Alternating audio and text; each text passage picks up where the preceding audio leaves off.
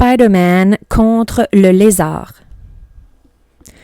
Une nuit, deux garçons explorent les Everglades de la Floride lorsqu'ils aperçoivent une créature sinistre à travers le marécage.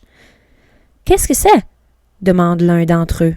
« C'est sans importance, partons d'ici » crie son ami. La nouvelle ne tarde pas à gagner la ville de New York, ainsi que Peter Parker, un élève de l'école secondaire presque normale. Dans le journal, on peut lire que la bête mesure environ 7 pieds et qu'elle possède des dents tranchantes.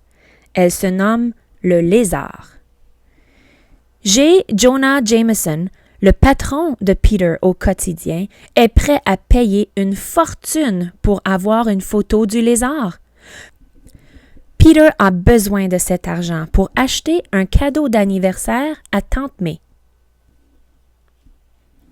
« Que diriez-vous d'une photo du lézard en train de se battre avec Spider-Man? » suggère Peter. Jameson ne peut demander mieux. Peter doit réussir à prendre un cliché spectaculaire du lézard.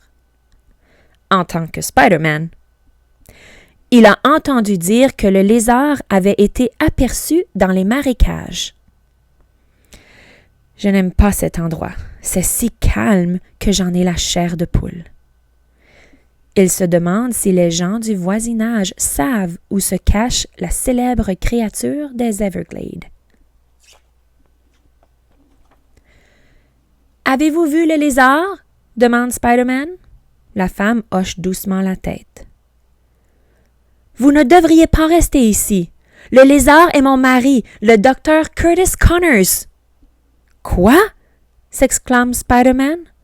Le tisseur de toile est si secoué par la nouvelle qu'il manque tomber du toit. Il a déjà entendu parler du docteur Connors. Le docteur Curtis Connors était un scientifique connu à travers le monde. Après avoir perdu un bras lors d'un accident, il a créé un sérum à base d'ADN de reptile dans l'espoir de le faire repousser. Et c'est ce qui s'est produit. Non seulement un bras a repoussé sur le docteur, mais également des écailles, des griffes acérées, une queue et une longue langue gluante. Il était devenu le lézard. Quelques minutes suffirent pour que le docteur Connors prenne les traits d'un reptile. Il ne voulait pas effrayer son fils, Billy, ni sa femme. « Je dois aider le docteur avant qu'il ne soit trop tard, » dit Spider-Man. Il consulte les notes du docteur Connors. « Êtes-vous aussi un scientifique? » demande Billy. « C'est ce que nous allons voir, » répond Spider-Man en se mettant au travail. Puis Billy s'écrie soudainement. « Spider-Man, attention! » La porte du laboratoire s'ouvre brusquement. C'est le lézard. Il est accompagné d'une armée de serpents et de reptiles. « Que fais-tu avec ma famille? » le questionne le lézard. « J'essaie de vous sauver, docteur, » répond Spider-Man. Les reptiles attaquent Spidey, comme si le lézard leur en avait donné l'ordre. Spider-Man essaie de se servir de ses toiles d'araignée, mais le lézard les repousse à l'aide de sa queue. Le lézard saisit un bureau. « Il est plus fort que je ne le croyais, » dit Spider-Man en esquivant l'objet. Le tisseur de toile tente de répliquer.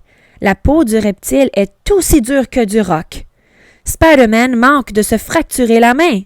« Tu es pitoyable, » s'esclaffe le lézard. Les plus gros serpents commencent à s'enrouler autour des membres de Spider-Man et le tiennent fermement. « Finissons-en avec toi une bonne fois pour toutes, » rugit le lézard. Spider-Man sait qu'il doit agir vite. Il se dépêche d'ouvrir le flacon et verse l'antidote dans la bouche du lézard. « Ouvre grand! » Ça fonctionne! Les autres reptiles s'en retournent vers les marécages. « Souriez, docteur! » dit Spider-Man en prenant une photo de son ennemi avant qu'il ne redevienne le docteur Connors. Je suis un nouveau humain!